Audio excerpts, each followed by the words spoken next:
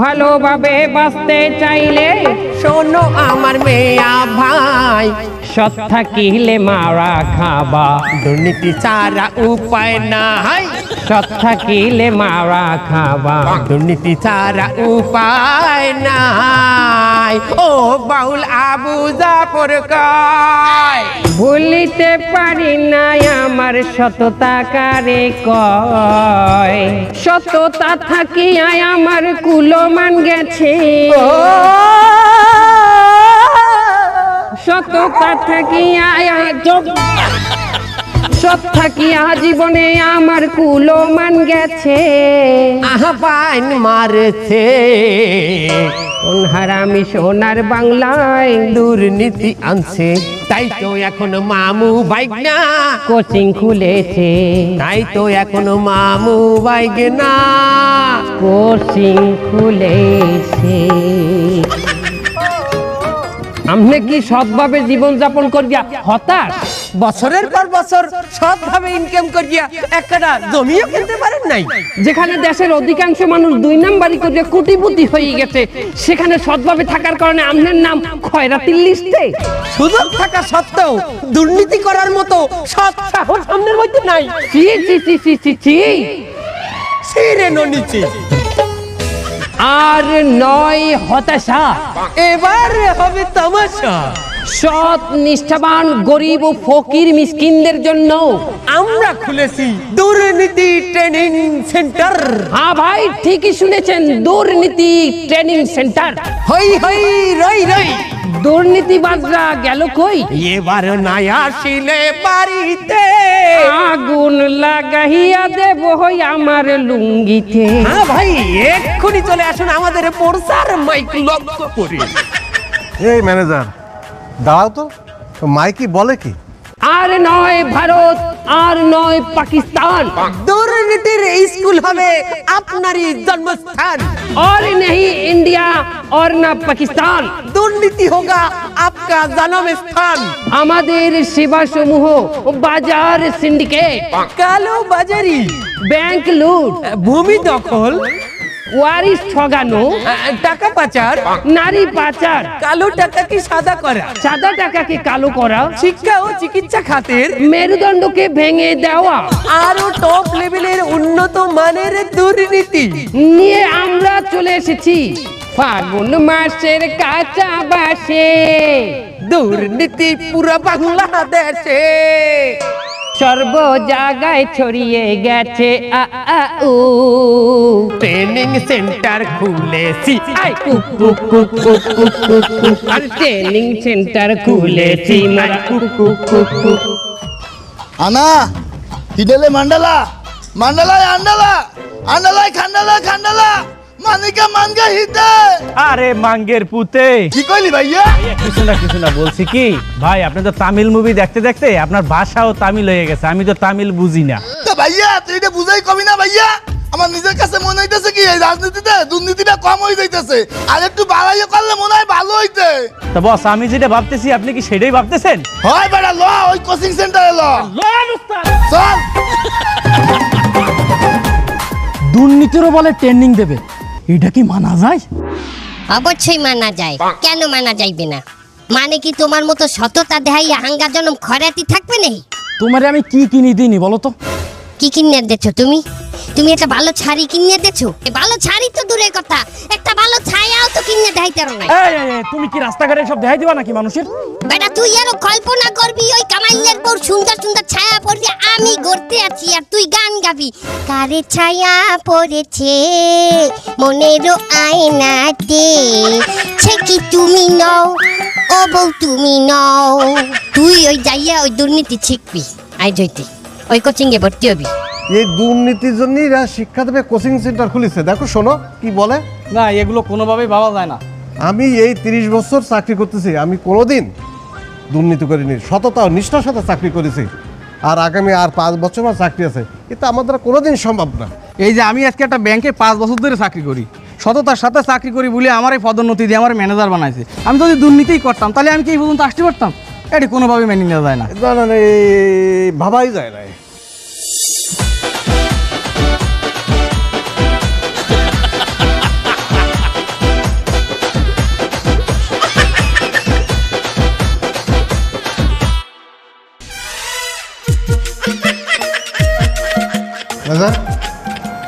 তুমি এই জায়গায়? আমারও তো একই প্রশ্ন আঙ্কেল, আপনি এই জায়গায় কি করতেছেন? আপনি সেদিন না আমার বললেন যে আপনি 5টা বছরের মাত্র আছে রিটায়ারমেন্টের, ভালোভাবে চলবেন, ঘুষ খাবেন না, সুদ খাবেন না, তার মানে আপনি এই জায়গায় দুর্নীতি শিখতে আইছেন? এই বেশি কথা বলিস না, আমি 30 বছর সৎ ছিলাম, এই 30 বছর তুই সৎ থেকে নে, তারপরে আসিস এখানে। আচ্ছা তাই বলে এই বয়সে আপনার সাথে দুর্নীতিটা যায় বাবা? এই যাবে না কেন? শিক্ষার কোনো বয়স নেই, দুর্নীতির কোনো শেষ নাই। ওয়ালাইকুম আসসালাম। সম্মানিত শিক্ষার্থীবৃন্দ, দুর্নীতি ট্রেনিং সেন্টারের ওরিয়েন্টেশন ক্লাসে আপনাদের সবাইকে স্বাগতম। আমরা এত গাছের টাকা দিয়ে ভর্তি এলাম, তা আমাদের একটা ভালো এসি রুমে বসাবেন। সেই এসি রুম তো দূরের কথা, ফ্যানও নেই, দেখতেছি এই গাড়ি গ্যারেজ। এটা কোনো কথা হলো? আমাদের এই গাড়ির গ্যারেজে বসালেন আপনারা? আপনাদের বসানোর কথা এসি রুমে, কিন্তু আমরা বসাইছি গাড়ির গ্যারেজে। এখানে আমরা কিঞ্চিত দুর্নীতি করছি। দুর্নীতি ট্রেনিং সেন্টারে আমরা নিজেরাই যদি দুর্নীতিবাজ না হই, আমাকে বিশ্বাস করবেন? শুধু হইয়ে না, এসি রুমের মধ্যে দরজা থাকে কয়টা? একটা। হঠাৎ করে যদি আমাদের ক্লাসের মধ্যে পুলিশ আসে, আপনারা একটা দরজা দিয়ে কি সবাই একলগে পলাইতে পারবেন? না না না, এখানে কিন্তু চারদিকেই দরজা আছে, পুলিশ আসার সাথে সাথে আপনারা পলাই যেতে পারবেন। যে যার মতো যেদিকে পারেন সেদিকে পর্যন্ত দৌড়াইবেন। এরাই আসল দুর্নীতিবাজ, এদের কাছ থেকেই শিখতে হবে। একদম। ক্লাস করানোর জন্য আমরা বাংলাদেশের স্বনামধন্য বিশেষ বিশেষ জায়গা থেকে দুর্নীতিবাজদের আমরা ধরে নিয়ে এসেছি। তাদের অভিজ্ঞতায় আপনারা দুর্নীতি শিখবেন। একজন বাজার সিন্ডিকেটকে আমরা এখনই মঞ্চে ডেকে নেব। 62 বছর ধরে দুর্নীতি করে আসতেছেন এমন একজন, যিনি বাজার সিন্ডিকেট, কালো বাজারি, কালো টাকা পাচার, শেয়ার বাজারের ধস নামানোর কারিগর, সব কিছুতে সে পারদর্শী। তাকে আমরা মঞ্চে ডেকে নেব। আমাদের প্রিয় sir Joynal S Rahman. Sir, আপনাকে মঞ্চে আসার জন্য আবেদন করছি। আসসালামু আলাইকুম। এখন থেকে আমি তোমাদের ক্লাস নেব, তোমাদেরকে শিখাবো কিভাবে বাজার সিন্ডিকেটের ঐতিহ্য ধরে রাখা যায়। এই দেশের মানুষ গাড়ি রিজার্ভ করতে পারবে, বাড়ি রিজার্ভ করতে পারবে, রেস্টুরেন্টে যাইয়া রেস্টুরেন্টের টেবিলও রিজার্ভ করতে পারবে, কিন্তু আমি জয়নাল এস রহমান যতদিন বাঁচতে আছি এই দেশের কোনো মানুষরে $1 রিজার্ভ করতে দেব না, দেব না, দেব না বলে না। আজকে আমার হাতে বেশি সময় নাই, সময় খুবই সংক্ষিপ্ত। আমার কিছু কোটি টাকা পাচার করতে হবে। আমি এখন তোমাদের থেকে আসি, বিদায়, আল্লাহ হাফেজ। কিছু কোটি টাকা? কোটি টাকা এর দ্বারা কিছু?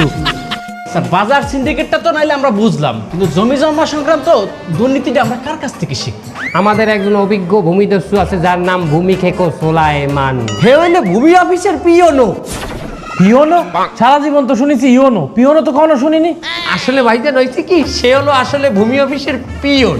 এখন পিয়ন শব্দটা একটু খারাপ শোনায়, তার জন্য এর জন্য আমরা তাকে পিয়নও বলি। আচ্ছা, একজন পিয়ন সে আমাদের মতো বড় বড় অফিসাররা কি শিখাবে? এ মেয়া, সে শুধু পিয়ন না, আর 400 বিঘা জমি আছে। আপনার নাম বড় বড় অফিসার, হে পকেটে, বুক পকেটে রাখে। আর 6-7টা পোলা মাইয়ে সব আমেরিকা, কানাডায় সেটেল, বেগম পাড়ায় থাকে। অস্ট্রেলিয়া হের 2-3টা ক্যাসিনো। এই শালা হয় রাতে 3 দিন চাকরি করে নিজেরা বড় অফিসার মনে করতেছে। যন্ত্রণায় পড়া গেল তো। আমার মতো 30 বছর চাকরি করে নে। আমাদের প্রিয় ভূমিখেকো সোলাইমান আপনাকে মঞ্চে আসার অনুরোধ করছি।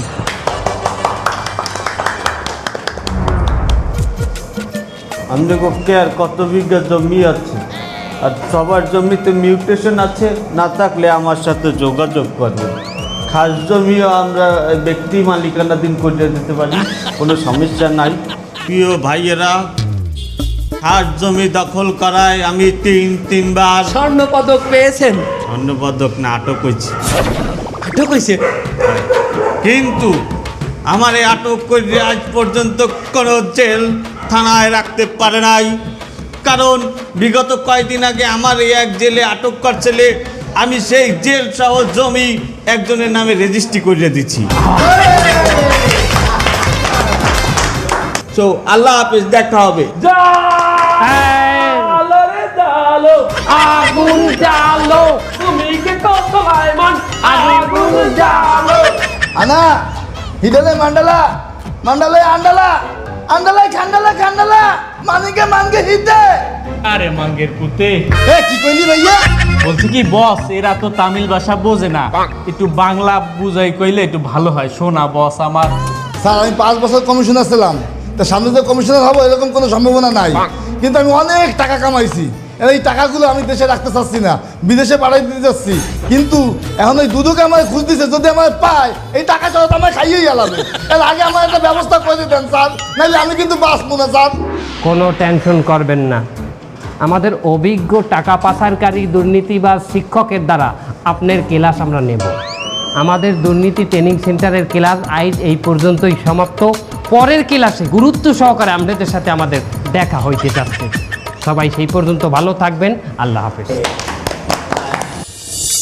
ভাইগনা, আমাকে দুর্নীতি ট্রেনিং সেন্টার যদি এই ফিলে চলতে থাকে, আমরা শিল্পপতি হয়ে যাব। বাবু আমি দেখতে আছি গেটে কেটে আইছি।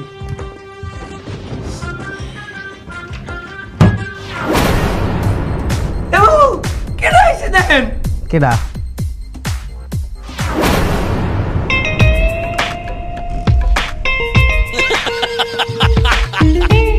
আসসালামু আলাইকুম স্যার। ডরাইয়েন না, আমি আপনাকে অ্যারেস্ট করতে আইনি। আপনাকে এই দুর্নীতি ট্রেনিং সেন্টারে ছাত্র হইতে এসেছি।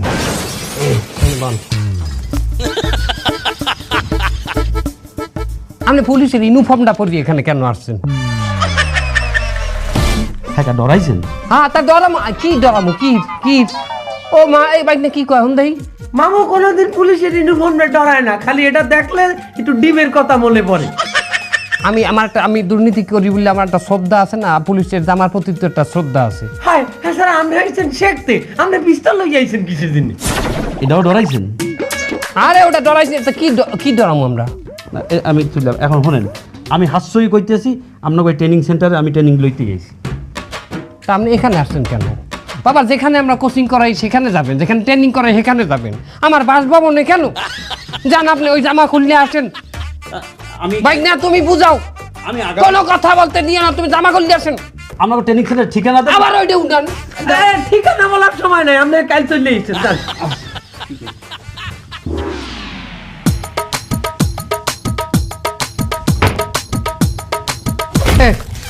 তুই দরজা খুললি কেন? তখন কি হল, আমি কি জানি বিয়ের বাইরে খারাই রইছে। ল এখন ই খোঁজ দইবে কি মামু? ঘর খোঁজ দইবে, এই ঘর রাখা যাইবে না, রাইতের মধ্যে পাল্টাইতে হবে। পুলিশ এসেছে ঘর, ল ঘর পাল্টাম। ন পুলিশে চিনিয়ে লাইছে আমার ঘর। পুলিশ যায়। তুই আগে কবি নয়নি খারাই দিছে। স্যার আমরা 5 ভাই বোন, আমি একটাই ভাই। আমি চাই ওয়ারিশ ঠকাইয়া আমার বাপের সম্পত্তি আমি একলাই খাবো। তা তোমার বাপ বাচ্চা থাকতে তো তুমি তোমার ভাইয়ের সম্পত্তি খাইতে পারবা না। স্যার ও যদি আপনি কন, ও বাপরে একটু আগে খাবো। বাহ, তোমার তো বাবা অনেক খিদা, আল্লাহ বাঁচাইছে আমারে, আল্লাহ কোনো পোলা দেয় নাই। যাই হোক, শোনো, তুমি সর্বপ্রথম করবা কি, তোমার বাইরে রেস্টে পাঠাবা। তোমার বাইরে কবা যে বাবা তুমি এখন রেস্ট করো, তুমি জীবনে অনেক কষ্ট করছো, এখন ছয় সম্পত্তি আমি দেখাশোনা করবো, আল্লাহ দিয়ে আমি করবো, যত কাম আছে যত ব্যবসা আছে সব আমি দেখাশোনা করবো। এইটা কই গিয়া তোমার বাইরের যত সম্পত্তি আছে এটা তোমার নামে পাওয়ার অফ অ্যাটর্নি করে নেবা, বুঝছো? পাওয়ার অফ অ্যাটর্নি করিয়া যে কাগজপত্র হয় ওই কাগজপত্র তুমি আমার দ্বারা নিয়ে আসবা, আমি সিস্টেমে সব তোমার নামে লিখতে দেবো। কোনো সমস্যা আছে? স্যার আর কি সমস্যা থাকবে? যার বাপ নাই বোন নাই তার আর কি সমস্যা? আমি মসজিদ কমিটির নতুন সভাপতি হয়েছি। আপনি কি চান? আমার আগে যে এই মসজিদের সভাপতি ছেলে হে ব্যাপক টাকা কামাইছে, আমিও হেন টাকা কামাইতে চাই, হেই আপনি পরামর্শ দেবেন। আপনার মসজিদ কয়তালা? একতলা আছে কোনো রকম, এইটার আপনি 3 তালা বানাই দেন। থাকি দিলে সম্ভব। জুম্মার নামাজের পরে মসজিদের বয়ান শেষে আপনি সভাপতি হিসেবে কথা বলবেন যে আমাদের মসজিদের লোক ধরে না, এই মসজিদ 3 তালা করা লাগবে, 2 কোটি টাকা লাগবে। এলাকার মানুষ এত টাকা কি দেবে? এলাকার মানুষ আগে দেবে কেন? আগে আমনে টাকা দেবেন। এলে আমি এখানে কি টাকা দিতে আইছি? আমি এখানে কি কামাইছি? এই নিয়ে আপনার বুদ্ধি শর্ট। আপনি বলবেন 2 কোটি টাকা লাগবে, মসজিদের সভাপতি হিসেবে আমি আল্লাহর রাস্তায় 20 লাখ দিলাম। এই কথা বললে আপনি 20 লাখের শিকার যাইবেন, তারপরে দেখবেন আমনের উপরে বিশ্বাস করে টপাটপ টাকা আইতে। হাতে মানুষ যখন আমার কাছে 2 কোটি টাকার হিসাব চাইবে তখন মুই হল মুখে সভাপতিত্ব সাইডে দেবেন আর একটার উপর চাপাই দেবেন, হিসাবে অর্ডার দিয়ে মানুষ নেবে। ও বুঝছি, আপনার মাথায় আসলে বেরেন্ট আছে। আপনি আমার টিচার, ক্লাসে কি আবার আমি? ডাক্তার সাহেব আমার তো 3 দিন ধরে জ্বর। 3 দিন ধরে জ্বর না? তাহলে তো 2 ওষুধ লিখে দিলেই হবে না। এরা কোনো কথা? তোমার দুর্নীতি ক্লাসে কি শিখাইছি আমি? আমি মনে হয় কিছুই শিখাইতে পারিনি, আমি ব্যর্থ। না হলে তোমার কল্পনায় আওয়া লাগে আমার। বস আপনি আরেকবার একটু বলে দেন। রোগ যত ছোটই হোক টেস্ট দেবা গাতাইয়া। তা ছোট রোগে বেশি টেস্ট দিলে সেটা বেশি বেশি হয়ে যায় না? কেমনে বেশি হয় বাবা? টেস্ট যদি বেশি না দাও ডায়াগনস্টিক সেন্টার আলারা তোমার টাকাটা দেবে কি দেখি? আর এখন বড়লোক হইতে গেলে একটা জায়গায় লাথি মারলে খুব দ্রুত বড়লোক হওয়া যায়, সেটা হইলো গরিবের পেটে লাথি। কোথায় লাথি? গরিবের পেটে লাথি। ওর যাই হইছে টেস্ট গাদাই যায়। আচ্ছা ঠিক আছে।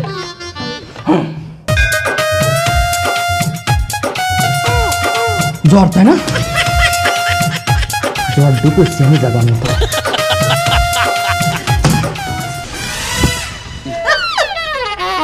এই টেস্টগুলো করাই নিয়ে আসছেন?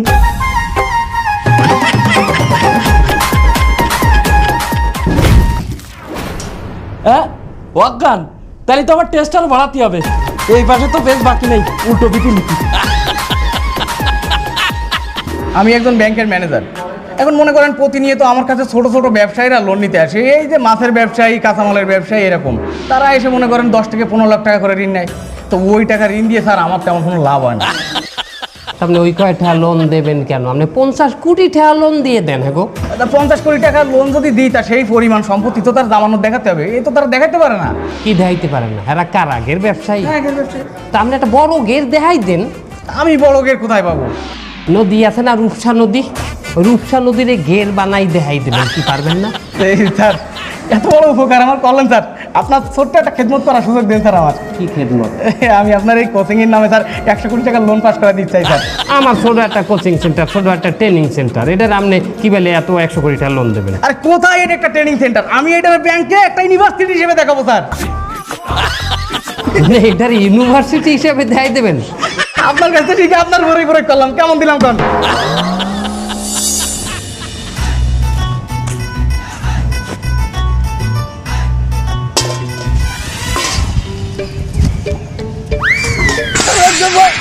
কি মুখটা উজ্জ্বল লিখা? হ্যাঁ যাইছো কম মিডিয়া তুই তার কিছু না কর। কি সামনে না রাজনৈতিক দলের একজন নেতা, সামনে এনে খয়রাত করেন কে? আরে ভাইয়া হন হন কেউ কইস না। এই আমি আমার সব সম্পত্তি সব দুটোকে আত্মসাৎ করে লইছে, আমার তো ধরে লই যাইবে, আমি এই জন্য ছদ্মবেশ লইছি। সামনে রাস্তায় খয়রাত করেন কে? আপনি কোন আত্মীয় স্বজনের বাসায় যায় শেল্টার নিতেন? আরে ভাইয়া আমি যদি আত্মীয় স্বজনের বাড়ি যাই, যদি বিরোধী দল আমার ধরে মাইরে লাইবে, আমার দুর্নীতিটা কোনো শান্তি নাই, বুঝলি? আর হন ভাইয়া তুই ব্যথা পাইস না, আগের অভ্যেসটা ছাড়তে পারি নাই, এই জন্য তো 2-1 কোটি টাকা দিছি, বুঝলি? যা যা করে কবি না করলে মোর কথা। এই হন হন হন এই কোনটা উঠাইছিলি কে? আর উঠাবি না কোন সময়? যা। আরে ইন্সপেক্টর সাহেব, আপনি আমার অফিসে? আঙ্কেল আপনাকে আমার সাথে থানায় যাইতে হইবে। মানে? আপনি কি দুপুরবেলা মিষ্টি খাওয়ার জন্য কারো কাছে 5,000 টাকা আনেছিলেন? আরে আমার তো ডায়াবেটিস, আমি তো মিষ্টিই খাই না। থামেন! আপনি যার খাইতে তা আনেছেন দুপুরবেলা, হ্যাঁ আমাকে প্রশাসনের লোক। আপনি চলেন, আমার লাগে থানায় চলেন। চলেন। দাঁড়ান দাঁড়ান। ওকে, এত সহজেই রাজি হয়ে গেলেন আপনি? না, আমি রাজি না হয়তো উপায় নাই, আমি তো আসলে ঘুষ খাইছি। তবে আমি একটা কথা বলি, যারা ওই যে সারা জীবন দুর্নীতি করে ঘুষ খেয়ে বুড়োর পাশে ঠাউরায়, আমি বলবো আপনারা এই কাজ করেন না, এতে শান্তি নাই। এই যে দেখেন, আমি সারা বছর সততার সঙ্গে চাকরি করে 2 দিন মাত্র ঘুষ খাইছি, আমি ধরা খেয়ে গেছি, আমার সব শেষ। আজকে ডাক্তার হয়ে দুর্নীতি করে লক্ষ লক্ষ টাকা ইনকাম করতেছি। কে খাবে এই টাকা? কারে খাওয়াবো? নিজের শরীরে এত বড় একটা রোগ নিয়ে আমি ঘুরতেছি, কিন্তু কোনো ট্রিটমেন্ট করতে পারতেছি না। আসলে মানুষ ঠিকই বলে, দুর্নীতি করে অবৈধ পথে টাকা ইনকাম করলে সেই টাকায় কোনো সুখ পাওয়া যায় না। এত টাকা পয়সা দিয়েও তো আমি আমার রোগটা সারাইতে পারতেছি না। এই রোগের কোনো ট্রিটমেন্টই তো নাই। এই টাকার ভিতরে কোনো আরাম নেই। কে ভোগ করবে আমার এই টাকা? কি করব আমার এই টাকা? তোর কথায় আর আমি জীবনেও চলবো না। হ্যাঁ মামু কি হয়েছে? কি হয়েছে তুই বোঝো না? তুই তো আসো সুখী। আমি সুখে আছি মামু। দেশে দেশে আলু বানাই হেলাইছে আলু। তোর আলু হওয়া উচিত আছে, এইটা তোর পাওনা আছে। আমি অনেক চিন্তা করিয়া দেখলাম আমি ভুল আসলাম, এই বুদ্ধিটা আমার দেওয়া ঠিক হয় না। তাই মামু আমার মাথায় নতুন একটা বুদ্ধি আইছে, এই ফির আমরা কোটি কোটি ব্যবসা করিয়া। এ ইন্সপেক্টর সাপ এ ওরা ইন্দে সরান নয়, ওরে করলে আমিও একলা সাথে মুয়ানে আনে।